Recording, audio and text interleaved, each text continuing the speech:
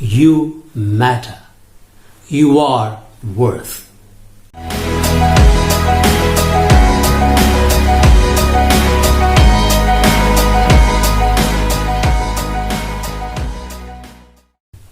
Your worth does not decrease based on someone's inability to see your worth. May the peace and joy of Christ be with you today. In today's Gospel, which is taken from St. Luke chapter 12, verses from 1 to 7, Jesus comes to us to tell us once again, you matter. You are worth. My dear friend, have you ever wondered where lies your worth and what makes you great? Our beloved Abdul Kalam was once asked, Dear Sir, you are the president of the largest democracy in the world, a great scientist, an inspiring teacher and a prolific speaker, a great model and example and an inspiration for many youth around, and one of the most admired leaders and persons in the world, and much more. Of all these, what makes you feel great? With his typical smile, he said to him, Thank you for all that you said, and that they make me happy. But as a child of God, I am greater than anything that can happen to me. My dear friend, where does your greatness lie?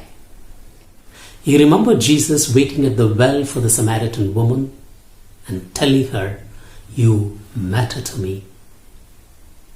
Jesus who comes in defense for the woman caught in adultery and telling her, You matter to me. Jesus seeing the crowd as sheep without shepherd and having compassion and gathering them and teaching them and feeding them and telling them, You matter to me. Jesus walking over the water towards his disciples who were terrified by the tempest and drowning and saving them and telling them, You matter to me. And Jesus stopping at the sycamore tree and telling Zacchaeus, You matter to me, and telling the people around about him that he also is son of Abraham.